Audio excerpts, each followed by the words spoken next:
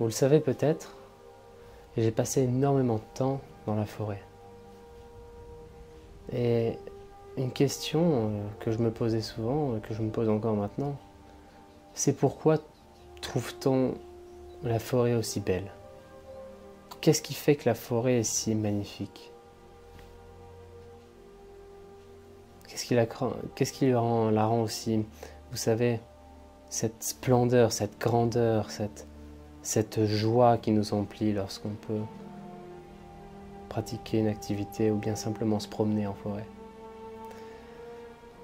Est-ce son intégrité, sa fragilité peut-être? Je ne sais pas. Ces grands arbres qui grandissent et qui vivent et qui produisent, eh bien, ils ne sont faits que d'amour pur.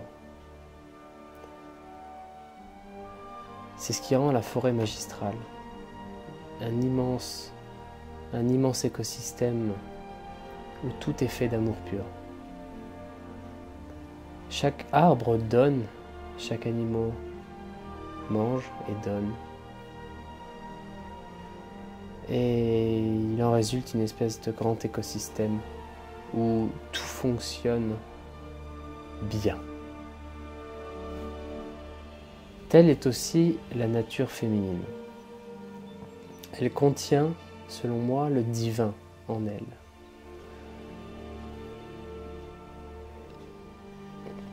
Ce qui est paradoxal parce qu'elle ne peut du coup, la femme qui contient le divin en elle, ne peut comprendre ce qu'elle a en elle. Elle ne peut la comprendre. C'est la quête d'ailleurs de toute sa vie que de d'élucider le mystère qui réside en elle. Elle est un point fixe autour duquel dansent les esprits. C'est elle qui convie dans son antre, c'est elle qui est chaleureuse et qui fournit joie et satisfaction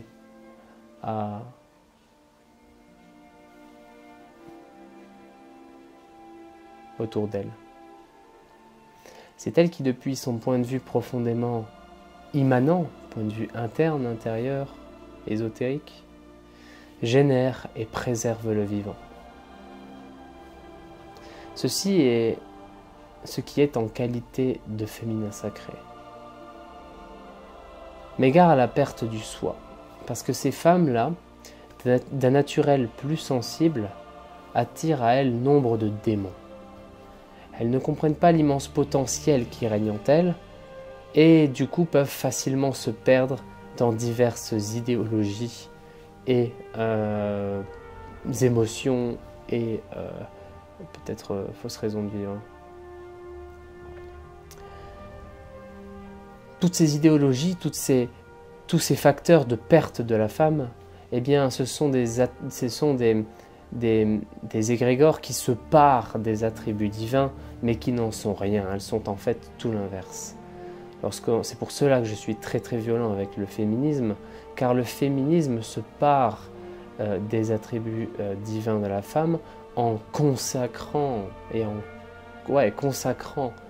le règne du vagin sur le reste, et ce qui en soi est une bonne idée, car je vous le dis, l'esprit divin règne en la femme, mais en réalité tout ce qu'elle crée c'est de la mort et aucun entretien justement des esprits autour d'elle, qui dansent autour d'elle.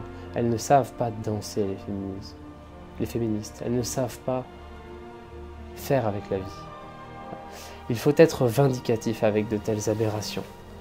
Ce sont des pièges parfaitement agencés pour capturer les jeunes femmes qui sont en quête et qui, en pleine confusion hormonale, ne comprennent pas encore la charge qui pèse sur leurs épaules.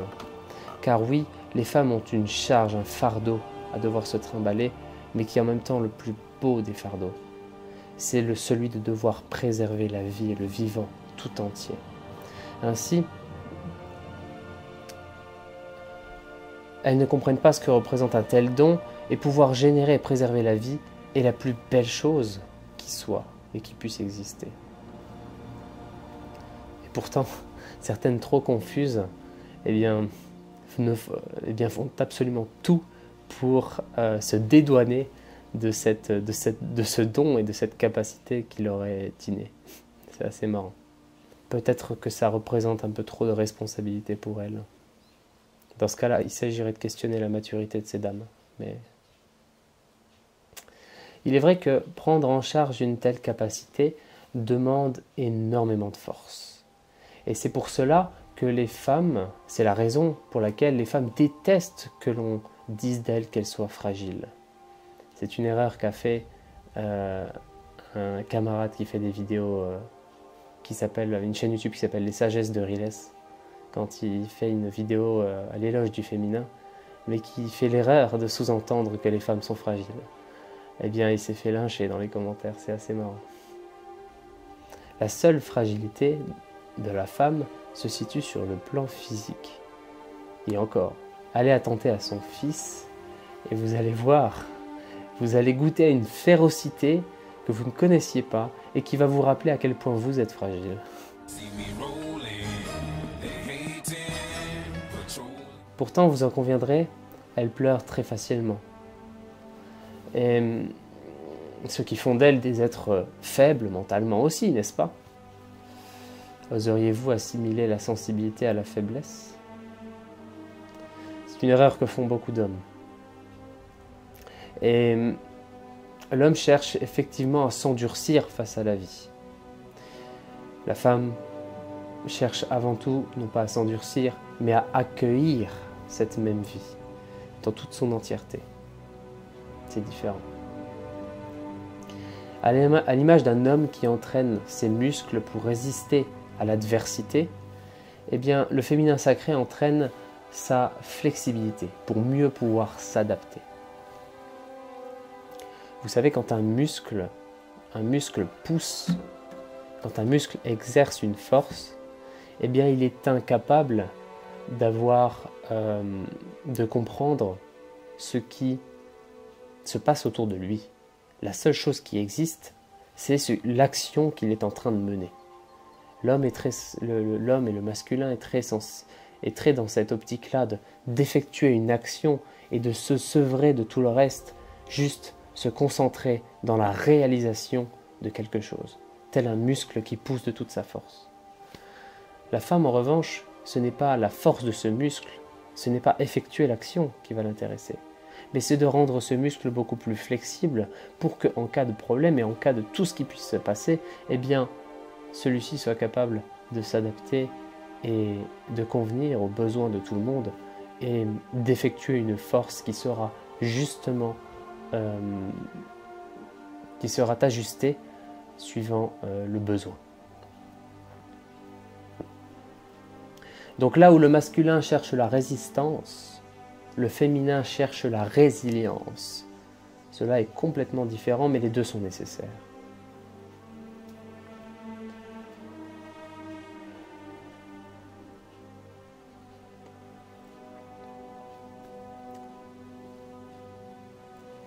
L'amour féminin sera bien souvent dirigé vers ce qu'elle entretient. Ainsi, l'amour inconditionnel féminin prendra une forme maternelle la plupart du temps. Là où l'amour inconditionnel masculin sera bien souvent dirigé vers comme je vous l'ai dit tout à l'heure, la réalisation, l'évolution, la symbolique derrière les choses qu'il détient ou pas. C'est vraiment cette recherche de la symbolique, de la réalisation. Et ce qui fait que l'homme sera beaucoup plus dans cette optique de la transcendance, d'aller chercher la transcendance, là où la femme sera plutôt de l'immanence, c'est-à-dire elle comprendra facilement, car elle est de cette nature. Je suis essentialiste, je pense qu'il y a une nature féminine et une nature masculine. Elle est de cette nature à comprendre que d'abord tout vient d'elle, tout vient de l'intérieur d'elle, et l'homme n'est pas de cette nature, ne pense pas de cette manière. S'il en résulte une grande incompréhension d'ailleurs entre l'homme et la femme, l'homme qui est dans la réalisation, la femme qui est dans l'entretien de ce qui est et dans la génération. Attention, parce que la création est aussi des attributs féminins. même si ce sont beaucoup d'hommes qui sont des artistes, eh bien, en soi, toutes les femmes peuvent créer, là où peu d'hommes peuvent créer, mais le peu d'hommes qui peuvent créer le font très efficacement. Car il y a le goût du symbolisme qui vient s'ajouter, le goût du symbolisme masculin et qui est profondément révolutionnaire. Mais voilà, toutes les femmes peuvent créer, c'est là la force du féminin. Pas étonnant que tous ces hommes de l'Ancien Monde cherchaient par tous les moyens à sécuriser et à posséder la femme. Car ces hommes de l'Ancien Monde étaient à peine assez sensibles, juste assez sensibles pour se rendre compte à quel point la plus grande force qui existait, eh bien, se trouvait dans l'attribut féminin et dans sa capacité à pouvoir créer des choses et à convier les choses autour d'elle. La femme était donc un facteur de puissance énorme.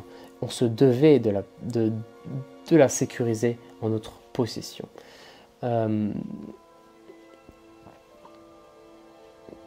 Cette puissance inhérente à l'être féminin lui a causé bien des problèmes. C'était c'était ça en fait qui faisait que la plus grande peur de l'homme de l'Ancien Monde, eh bien c'était la peur de la sorcière. Et c'est pour cela qu'il fallait le plus vite possible les brûler. Tout simplement parce que c'était ces dames-là qui étaient d'une nature sauvage, incorruptible, qui pouvaient immédiatement nous percer à jour, nous les hommes de l'Ancien Monde. Ainsi, elles qui étaient douées d'une intuition féminine, mais d'une très vive intuition féminine, car elle était aiguisée, inégalable, car elle était aiguisée par la nature elle-même, ces sorcières vivaient dans la nature, eh bien, c'était elle qui était la principale menace pour l'homme qui n'était pas sensible, en tout cas, qui n'arrivait pas à se connecter à sa sensibilité. J'en arrive donc à la fin de cette vidéo, mais je veux vous dire quelque chose avant de terminer quand même. Eh bien, c'est que l'homme et la femme sont pareils dans leur structure et dans leurs matériaux dans ce monde. Vous savez, les spiritualistes disent qu'il y a plusieurs mondes, plusieurs dimensions, et prenons-les chacun dans leur dimension, j'ai envie de dire. Si on prend le physique, eh bien, nous avons le même corps que la femme. La seule différence qu'il y a, c'est le cocktail hormonal. Je vous rappelle que si vous injectez des œstrogènes, donc l'hormone de la femme, dans un homme, eh bien, il va se mettre à développer des seins. Donc, ce n'est pas, on est vraiment très proche. La limite est très proche entre un homme et une femme. Au final, ce n'est que le cocktail hormonal qui fait ça, et aussi l'invagination ou la dévagination de l'appareil génital. Mais ça, bon, c'est pas très. Ça se joue au moment de l'incarnation, mais bon, ne rentrons pas dans ce genre de détails, car c'est vrai qu'au moment de l'incarnation, il est décidé si l'expérience qui doit être vécue par cet être qui va naître doit être une expérience plutôt intérieure, intime, immanente, auquel cas ce sera une femme, ou plutôt une expérience extérieure, transcendante, et auquel cas du coup ce sera un homme. Mais dans notre matériau, nous sommes pareils, que ce soit physiquement, mentalement, nous avons la même raison. Le plus haut niveau de raison que peut atteindre un homme est égal au plus haut niveau de raison que peut atteindre une femme. En fait, ce sont exactement les mêmes. Seulement, plus ce niveau de raison est bas, plus il va se dérouler des divisions, en fait, une division qui va faire que l'homme va se différencier de la femme. Ainsi, l'homme complet est pratiquement égal à la femme complète, mentalement. Eh bien, sur les plans spirituels, au final, ce sera exactement la même chose. L'homme complet et la femme complète, l'homme complet, c'est celui qui va se reconnecter à son féminin sacré, autrement dit, réadapter et réapprendre à utiliser sa sensibilité. Et pour la femme complète, ce sera aussi réadapter son masculin sacré, c'est-à-dire sa capacité à réaliser et à se mettre et à ne pas que ça, en fait, tout ce qui connecte au masculin sacré, je ferai une vidéo là-dessus. Bon. dans tous les cas, après il y a la dernière strate, bien entendu, la strate la plus haute de l'âme, et bien pour celle-ci, l'âme, je ne devrais pas utiliser ce mot.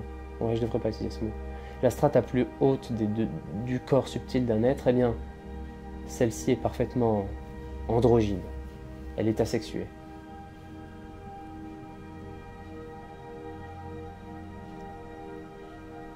Voilà. Voilà, donc c'était très important d'apporter cette précision sur le fait que nous sommes extrêmement proches et que plus un homme arrive proche de la perfection, de son perfectionnement, plus il ressemblera à une espèce d'androgyne, mais qui toujours sera masculin. C'est pas parce qu'un homme se reconnecte à son féminin qu'il perd son corps, qu'il perd ses attributs masculins et qu'il perd sa raison forgée par de l'adversité, plutôt du débat plutôt masculin. Les acquis resteront là. C'est juste que au plus profond de l'être, eh bien, c'est l'être équilibré c'est l'être qui réussit à s'équilibrer en soi qui dominera et qui sera l'être du nouveau monde en fait. Dominera, il n'y a pas de question de dominer les autres, mais dominer ses propres compulsions, ses propres instincts, bas instincts, son propre être impulsif, comme l'appelait Papus. Ok, je vous remercie, je vous souhaite paix, amour et à bientôt. Nous devons être très vigilants avec ce qui peut corrompre les femmes, surtout nos jeunes femmes, car ce sont ces jeunes femmes qui ont un grand pouvoir justement de direction de la société elle-même. Car l'homme, bien que ce soit lui qui impose la direction, eh bien, il se dirige tout simplement, très souvent, vers la femme. Ainsi, toutes ces idéologies, toutes ces problématiques profondément confuses, comme le féminisme, eh bien, se doivent absolument d'être réprimées, corrigées, rectifiées, et supprimées dans le cas où elles sont trop néfastes. Ce que je pense être le cas pour le féminisme. Le secret, pour les hommes comme pour les femmes, va être de se reconnecter à sa nature primaire et surtout à sa nature vivante. Le fait que ce soit un être vivant et le fait qu'il soit entouré d'autres êtres vivants. S'ils se reconnectent, alors ils deviendront ces gens qui participeront au nouveau monde et qui arriveront à créer un système basé sur l'amour, un système beaucoup moins néfaste, sans souffrance par rapport à celui qui est vécu en ce moment et qui sera profondément,